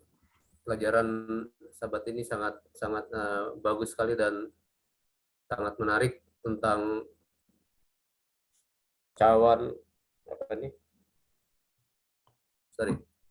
proses mengembalikan karakter yang hilang untuk menjadi sama seperti Allah. Seperti yang terlihat dalam karakter kita, digambarkan seperti wajah Allah terlihat dalam karakter kita. Tetapi ada satu pertanyaan begini. Di perumpamaan tadi kan dibilang ada 5 yang setia, 5 yang tidak siap pada saat pengantin datang. Nah, pengalaman dengan Simpson dan juga penjahat yang disalib yang diselamatkan Yesus, itu kan kita belum, dalam proses manusia, kita tidak melihat karakternya. Kita tidak melihat bahwa mereka karakter sudah berubah. Tetapi mereka selamat. Nah, itu bagaimana Pendeta Kuntara melihatnya? Ya, soal keselamatan itu adalah di tangan Tuhan. Keselamatan juga adalah oleh sebab kasih karunia Allah, ya. Dan untuk mereka yang berada seperti penjahat yang disalib itu, ya Tuhan menerima dia, ya, oleh sebab keyakinannya dan oleh sebab kasih karunia. Kita semua juga diselamatkan oleh sebab kasih karunia. Namun mereka yang telah mendapatkan kasih karunia Tuhan harus menunjukkan kita punya kasih karunia itu, ya, menunjukkan kasih karunia ini kepada orang lain. Itulah pembentukan akan tabiat. Ada, nah untuk orang yang di kayu palang paling sedikit, ya, dia bisa meninggikan Yesus dengan jalan menemplak akan temannya yang penjahat. Ya. Dan mengatakan kita ini memang berjahat, tetapi orang ini tidak bersalah. Ya. Dia sudah mengabarkan Injil di situ. Oke, ya. Jadi sudah kelihatan Bapak kalau misalnya dia kesempatan hidup, maka dia akan menunjukkan dia punya tabiat itu untuk meninggikan akan Yesus Kristus. Oke, ya. Jadi ada orang yang mungkin tidak sempat di dalam pembentukan tabiat, ya, oleh sebab mempunyai hidup yang lebih terbatas. Namun, ya, siapapun kita, umur pendek atau panjang, keselamatan itu adalah kasih karunia yang kita peroleh dengan iman kepada Yesus. Jadi kita harus punya iman kepada Yesus, percaya kepada Yesus sepenuhnya, dan kepercayaan itulah yang menyebabkan kita dapat berubah, ya, dari waktu ke waktu. Oke, terima kasih. Berarti untuk Simpson juga, karena saya ingat saat-saat terakhir sebelum dia merubuhkan itu gedung opera itu, dia katakan, berilah kesempatan kepadaku. Itu merupakan satu perubahan karakter juga ya, Pendeta? Oh iya, dia sekarang menyadari bahwa kuasa itu hanya datang dari Tuhan, bukan kuasa diri sendiri. Ya, ya. Terima kasih, Pendeta. Baik, terima kasih Saudara Joy. Dan selanjutnya sebelum Pak James Tambuhun yang resen ya, saya akan bacakan dulu ini dari Ibu Winnie Pesik. Mengapa Ayub bisa bertekad untuk bertahan tetap percaya kepada Allah di tengah pencobaan yang mengerikan? Ya. Oleh sebab hubungannya dengan Tuhan itu demikian erat, ya, maka dia sudah merasakan bahwa dengan berkat-berkat Tuhan dia mempunyai keluarga yang baik, ya, pemeliharaan Tuhan yang luar biasa, dia rasakan semua itu oleh sebab Tuhan. Ya, maka pada saat dia menghadapi satu tantangan, maka dikatakan, ya, Tuhan yang memberi, Tuhan yang mengambil, terpujilah nama Tuhan. Ya, jadi dia mempunyai hubungan yang sangat erat dengan Tuhan. Begitu juga dengan kita masing-masing. Ya, kalau kita punya hubungan yang erat dengan Tuhan, merasakan kehadiran Tuhan kemana kita pergi, kita akan siap menghadapi berbagai macam tantangan yang besar sekalipun. Amin. Pertanyaan selanjutnya dari Bapak Gunawan Jaya. Mengapa ada keyakinan atau agama yang melarang menggambarkan Tuhan Allahnya? Apakah cukup kita mengimani bahwa Tuhan itu firman sesuai Yohanes 1 ayat 1 sampai 14? Ya.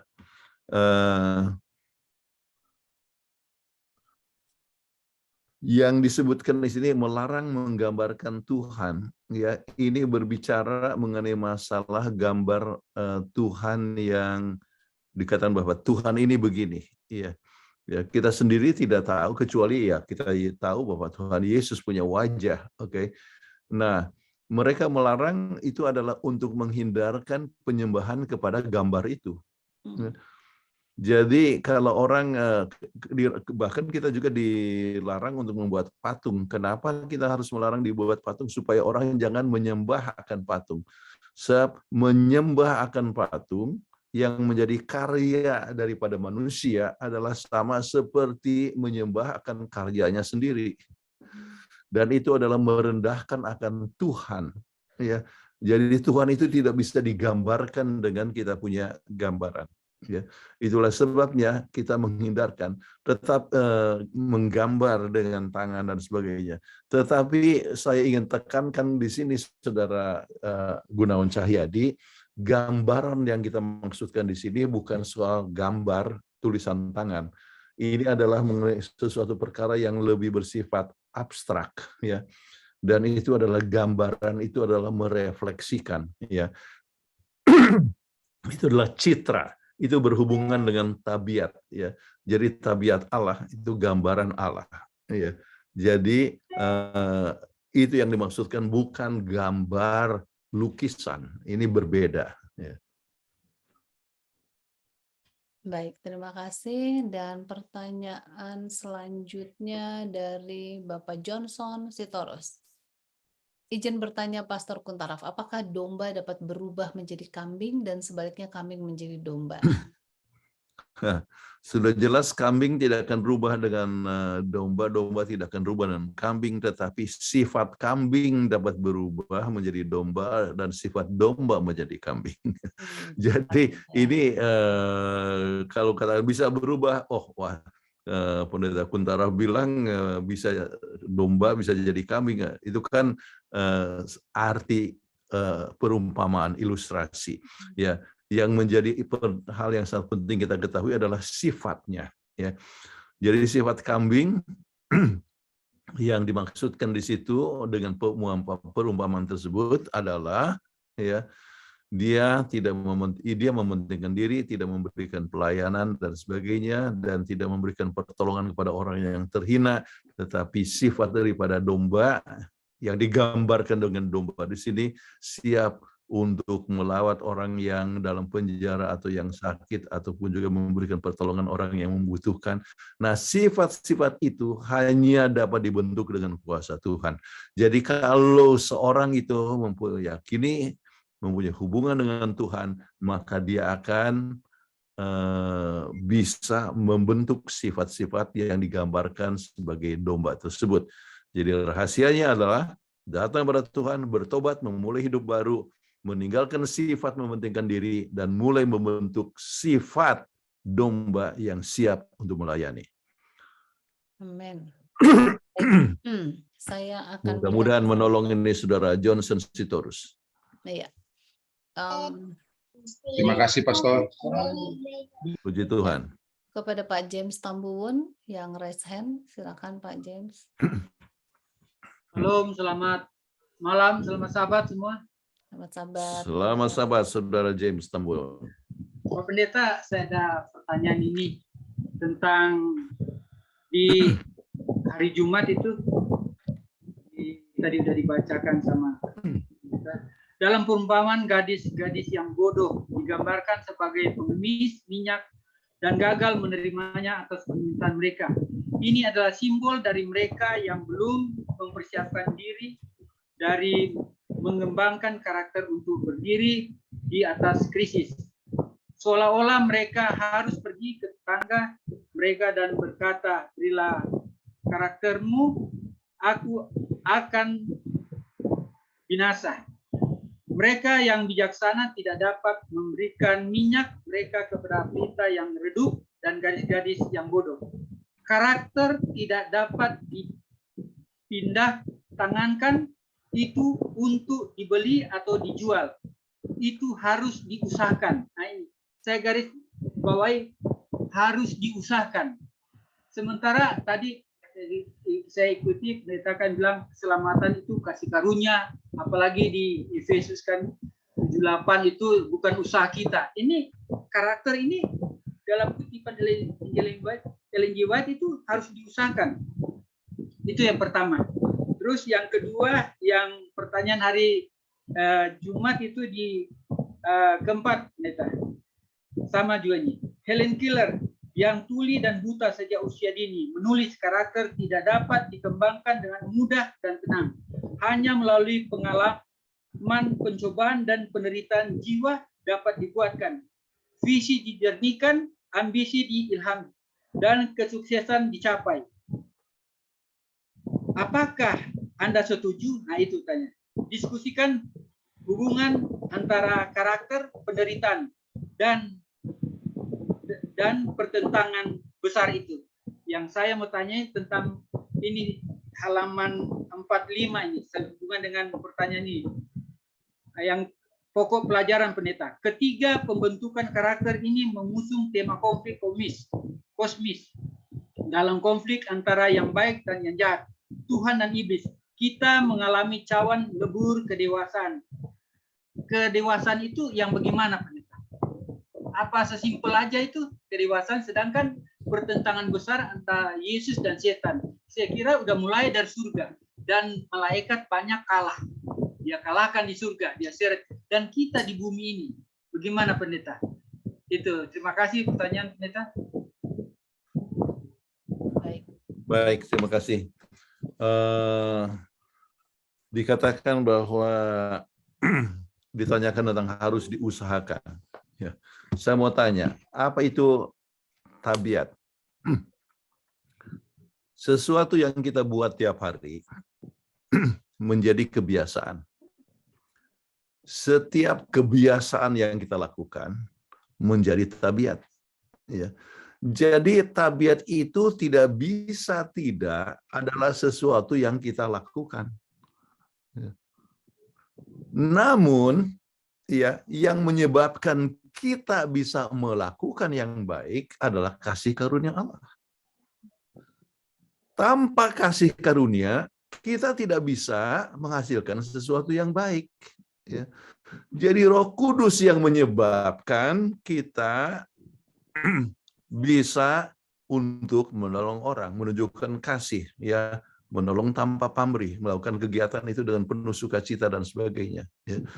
Jadi itu adalah satu perkara yang bukan hanya terjadi sekali-sekali, tetapi selalu kita buat. Itu namanya karakter, ya, tabiat.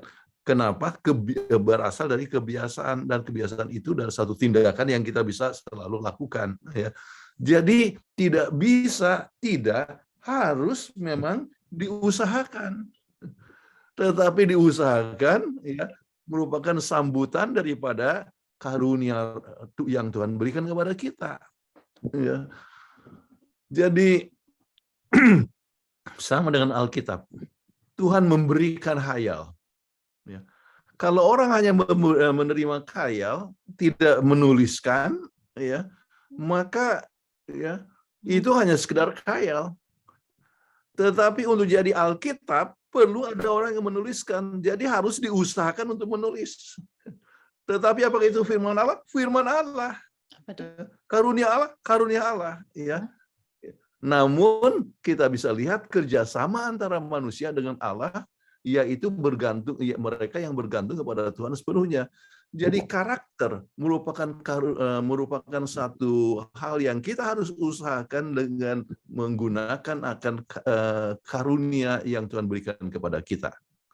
Oke, mudah-mudahan itu sudah menjawab yang pertama. Oke. Kemudian mengenai masalah apa yang dimaksud dengan kedewasaan, ya prinsipnya ya hubungannya dengan pertentangan Besar. di masa akhir, ya kita kan sekarang di dalam satu pergolakan, ya the great controversy, ya satu waktu kalau kita bisa lihat kutipan yang terakhir daripada buku The Great Controversy, ya the great controversy is ended, sin and sinners are no more. Itu baru berhenti, ya. Jadi pergolakan itu berakhir dan tidak ada lagi dosa ataupun orang berdosa, ya. Tetapi sementara kita berada di dunia ini, ya, maka kita adalah merupakan suatu anjang pertarungan antara setan dengan artinya iblis dengan Tuhan, dengan Yesus. Oke. Nah, itulah sebabnya Yesus mati untuk kita, ya. Dia menebus dosa kita, apa kita terima, kemudian oleh sebab kita menerima Yesus, hidup kita berubah, ya. Hidup kita berubah, dan hidup berubah itu bagaimana caranya? Oleh sebab anugerah Allah, ya. Anugerah Allah yang bekerja dalam diri kita. Sebab tanpa anugerah Allah kita tidak bisa mengubah diri kita. Jadi anugerah Allah yang mengubah sampai kita dapat bertumbuh dalam kerohanian, membentuk tabiat Allah di dalam masa pergolakan yang besar ini. Oke. Mudah-mudahan saya sudah menjawab pertanyaan. Oke, makasih Iya. Pendeta. Terima kasih. Puji Tuhan. Pertanyaan selanjutnya dari Bapak Jimmy Rompas. Mengapa di saat Ayub dicobai harus banyak jiwa yang dikorbankan termasuk 10 anak Ayub? Ya, itu adalah usaha daripada setan untuk membuat untuk menguji, artinya untuk membuat Ayub menghujat Tuhan. Oke. Dengan bagaimana? Yaitu dengan penderitaan, dengan kemiskinan, dengan penyakit, termasuk juga dengan korban keluarga. Jadi itu adalah usaha daripada setan untuk membuat kekecewa umat Tuhan. Segala macam cara, bisa termasuk 10 anak daripada Ayub. Namun, ya, apakah itu berarti 10 anak Ayub itu tidak akan selamat? Ya.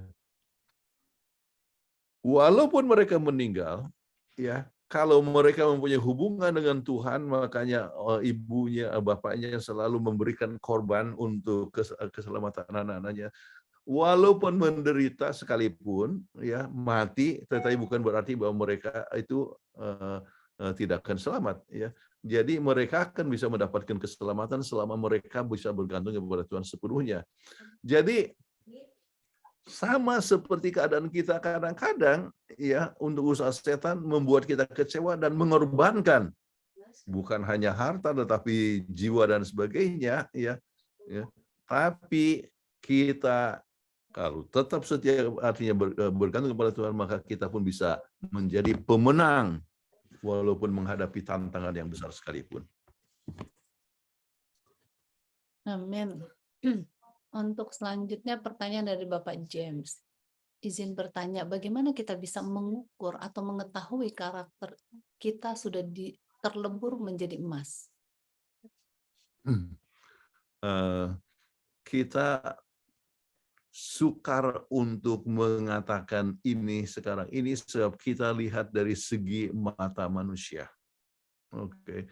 Yang jelas ialah bahwa tidak ada orang yang sempurna sementara masih berada di dunia ini. Oke, inilah ya, tidak ada seorang yang sempurna, sebab kata-kata sempurna ya di dalam Alkitab kita bisa lihat tentang Nuh, orang yang sempurna, ya, kemudian Abraham, ya, kemudian ternyata orang-orang yang disebutkan sempurna itu ya mempunyai juga kelemahan. Jadi sempurna dalam Alkitab bukan berarti bahwa dia bebas daripada dosa, tetapi sempurna dalam Alkitab artinya dewasa. Ya.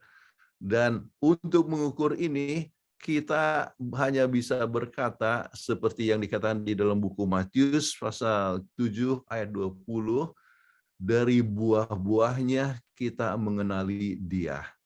Jadi buah-buah yang bagaimana? Menurut akan Tuhan, mengasihi sama manusia, namun bukan berarti bahwa dia sudah emas. Ya. Tetapi yang kita butuhkan adalah, kalau kita baca di dalam buku Wahyu pasal 3, ya, tentang emas, ya, aku memberikan kepadamu ya emas yang teruji. Itu adalah apa yang dimaksudkan dengan emas di situ adalah tabiat Yesus. Artinya emas di situ adalah iman kepada Tuhan dan juga tabiat yang telah teruji, dan itu berbicara tentang kasih, tetapi dikatakan diperlukannya kebenaran Yesus. Makanya disebutkan aku memberikan kepada membeli kain putih, ya, itu bicara tentang kebenaran Yesus. Hanya dengan kebenaran Yesus kita bisa mempunyai karakter Yesus, dan itu adalah menyelubungi kita. Tapi bukan berarti kita sudah 100% sempurna, sebab tidak ada orang yang sampai sempurna, tetapi baru kesempurnaan yang total adalah oleh sebab ya Tuhan mengubahkan kita waktu kedatangan Yesus yang kedua kali. Baik, terima kasih. Ini ada pertanyaan dari N, nggak ada namanya, tapi mungkin hampir sama dengan apa yang sudah dijawab oleh pendeta ya. Jika tabiat tetap tidak berubah, apa yang salah dari orang itu? Apa orang itu dikeraskan hatinya atau harus ada sesuatu kejadian baru tabiatnya bisa berubah, Pak Pendeta? Oh iya, dengan sini kalau orang tidak berubah artinya dia tetap senang kepada dosa, ya, kemudian mengeraskan hati, merasa diri lebih benar daripada orang lain, merasa lebih dia benar daripada Tuhan sendiri, ya. Dan Tuhan bisa gunakan berbagai macam cara. Tuhan itu menjangkau manusia, ya. Begitu Adam dan Hawa itu jatuh, kan langsung Tuhan menjangkau manusia. Hai manusia, hai Adam, di manakah engkau? Ya. Tuhan itu menjangkau manusia dengan segala macam cara. Mungkin saja dengan suara yang lembut, ya, yang dia didengar oleh si Elia, oke, dengan suara senyum, artinya dengan angin yang sepoi-sepoi, ya. Jadi kadang-kadang kita bisa dengan sesuatu yang halus diingatkan, tetapi kalau seandainya sesuatu yang halus tidak mau diingatkan, kadang-kadang ya bisa seorang itu mendapatkan ganjaran, ya, untuk menjadi sadar bahwa dia itu terlalu sombong, terlalu bergantung kepada diri sendiri, dan Tuhan bisa saja gunakan sesuatu malapetaka untuk artinya mengizinkan suatu malapetaka untuk datang kepada seseorang supaya dia sadar. Jadi saya ingat satu orang yang sesudah ibunya meninggal, langsung dia lebih sadar untuk datang kepada Tuhan. Ya, sebelumnya ya tidak suka untuk mendengar. Tetapi sesudah menyadari, waduh ya ternyata hidup manusia itu terbatas, ya. Walaupun mungkin seorang mempunyai banyak duit dan sebagainya, tetapi ternyata tidak sanggup untuk duit itu tidak sanggup untuk membeli obat yang mujarab sampai ibunya atau bapaknya itu hidup. Ya. Jadi Makanya saya pernah berikan kutipan apa yang dikatakan oleh C.S. Lewis, ya, dikatakan suffering is the echo of God's voice, ya. Jadi penderitaan adalah gaungan dari suara Tuhan, ya. Jadi Tuhan bisa membuat penderitaan untuk membuat orang menyadari bahwa manusia itu terbatas, ya, dan dalam keterbatasan perlu datang kepada Tuhan. Baik, terima kasih. Selanjutnya ada Bapak Mudah-mudahan John sudah menolong Watopongo. saudara N. Bapak John Watopongo, raise hand, silakan Pak. Halo, apa kabar Bapak John Watopongo? Selamat malam Pak Pendeta. Selamat malam Selamat Bu malam. Peggy, sahabat semuanya. Selamat malam. Mohon selamat izin malam, bertanya Pak. ya. Jadi begini, di kejadian ini Tuhan menciptakannya awalnya ini lebih dulu binatang-binatang, baru manusia. Itu ada di pasal 25 dan pasal 27. Kejadian ya. Nah, pertanyaan saya begini. Pada waktu manusia diciptakan, Adam dan Hawa itu digoda oleh si ular. Ya. Apakah, pertanyaan saya begini, apakah ular ini sudah kita boleh sebut setan atau iblis? Karena di sini di kejadian ini nggak ada yang disebut, nggak ada kata-kata setan dan iblis, cuma penggoda. Itu yang oleh apa namanya, oleh ular tersebut. Itu satu. Yang kedua, yang saya ketemuan kata-kata setan dan iblis itu di Ayub. Ya. Pada waktu Ayub atau setan iblis berbicara dengan Tuhan apa semua, Ayub mengenai Ayub semua sudah tahu ceritanya. Ya. Nah, jadi yang berikutnya saya juga ketemukan kata-kata setan itu di Yesus dicobai oleh iblis di gurun. Ya. Jadi pertanyaan saya begitu, apakah ini ular ini adalah kita boleh sebut setan atau iblis? Itu pertanyaan pertama itu ya. Yang kedua mengenai emas, mencapai jalan emas.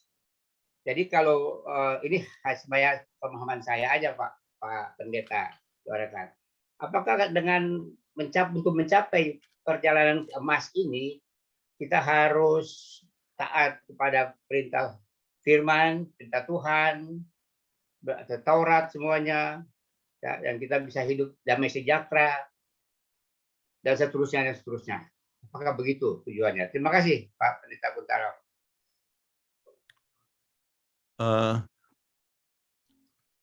Pertanyaan yang pertama, ya, binatang dijadikan sebagai manusia, artinya sebelum manusia, ya.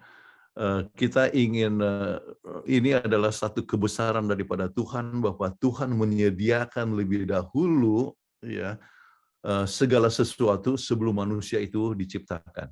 Itu hal yang luar biasa, ya. Binatang diciptakan, buah-buahan, sayur-sayur, artinya Tuhan ciptakan lebih dahulu, kemudian ya baru manusia, ya.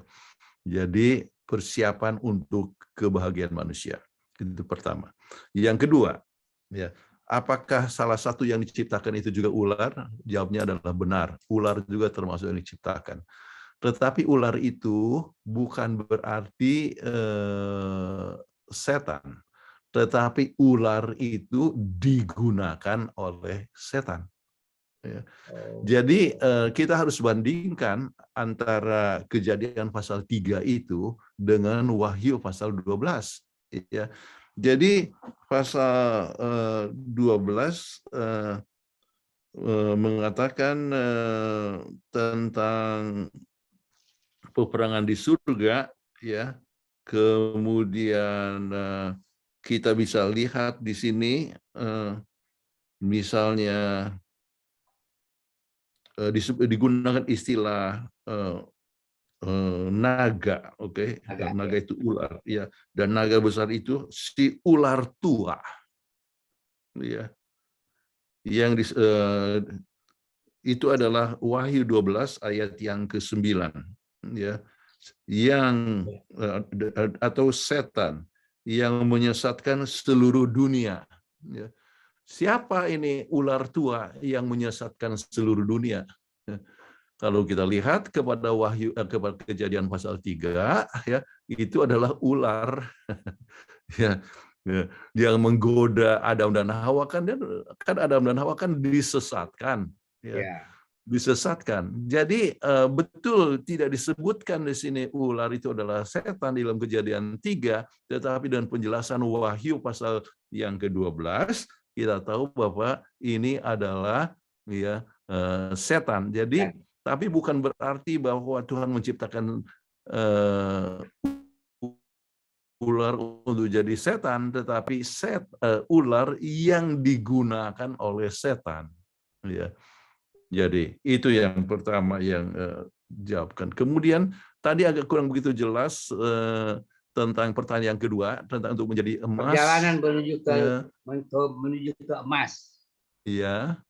Ya, apakah itu kita harus mengikuti firman Tuhan, mentaati semua ajaran-ajaran Tuhan? Apakah itu maksudnya Pak Pendeta? Ya, untuk seorang itu mempunyai kemurnian daripada emas, ya, yaitu tabiat yang Tuhan kehendaki, dengan sendirinya, ya, kita perlu dimurnikan, ya, dan dimurnikan itu termasuk dengan ujian iman, ya. Apa arti iman? Bergantung kepada Tuhan sepenuhnya dan percaya kepada Tuhan, termasuk di dalam penurutan kepada firman Tuhan. Ya.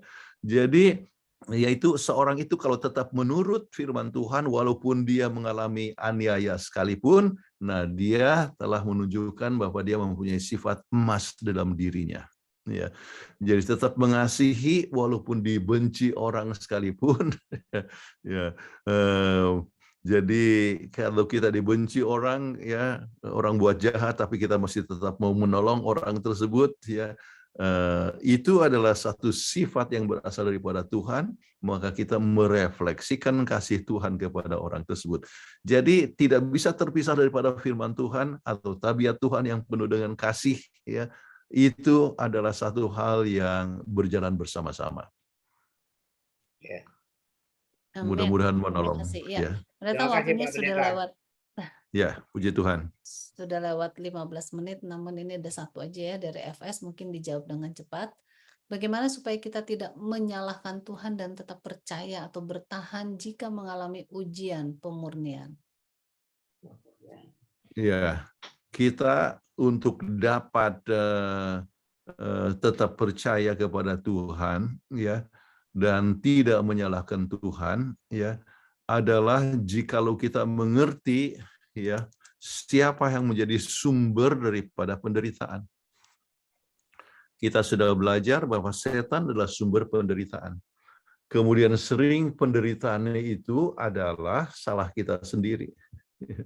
Jadi kalau kita lihat bahwa Tuhan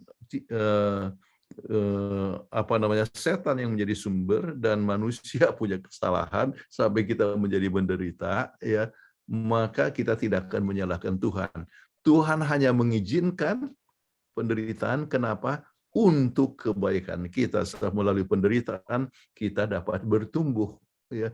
Makanya kita tadi baca dari buku Yakobus, tetapi Paulus juga katakan demikian, kan? Mungkin kita baca di dalam buku Roma pasal yang ke-5, ya, ayat 3-5, ya. Bagus kalau kita ingat ini. Baik, dan bukan hanya itu saja, kita malah bermegah juga dalam kesengsaraan kita, karena kita tahu bahwa kesengsaraan itu menimbulkan ketekunan, dan ketekunan menimbulkan tahan uji, dan tahan uji menimbulkan pengharapan, dan pengharapan itu tidak mengecewakan karena kasih Allah telah dicurahkan di dalam hati kita oleh Roh Kudus yang telah dikaruniakan kepada kita. Ya. Jadi kalau begitu, kesengsaraan, penderitaan, dan sebagainya bermanfaat untuk kita. Kalau kita menyadari itu semua bermanfaat, untuk lebih bergantung kepada Tuhan, lebih sabar ya dan sebagainya, lebih tekun, punya pengharapan, maka kita tidak akan menyalahkan Tuhan ya. Kemudian mungkin faktor yang keempat yang kita pernah singgung, kita harus bandingkan diri kita dengan pengorbanan atau penderitaan Yesus. Jadi kalau kita lihat apa yang Yesus alami, maka penderitaan itu yang kita alami tidak berarti. Ya. Mudah-mudahan menolong kepada saudara FS yang bertanya. Ya, terima kasih Pendeta. Pertanyaan sudah habis dan waktunya sudah lewat 15 menit. Terima kasih untuk Pendeta Kuntaraf yang selalu setia menjawab pertanyaan, kemudian menjelaskan pelajaran yang begitu baik. Dan kepada semua kita yang hadir, yang sudah bertanya, terima kasih. Dan juga yang mendengarkan, terima kasih. Demikian juga Bro Daniel Sitompul, Joy, ya, yang sudah menolong, terima kasih. Dan kita akan tutup pertemuan ini dengan doa tutup. Namun sebelumnya saya akan mengingatkan untuk kembali lagi, kita akan bertemu pada hari Jumat depan, Sabat depan, di jam 19 waktu Indonesia bagian Barat ya, jam 7 malam. Dengan Zoom ID yang sama saat ini dan passcode yang sama. Baiklah, kita akan tutup dengan doa. Ada Ibu, oh nggak ada dokter ya. Oke, Pak John Watupongo boleh tutup dalam doa?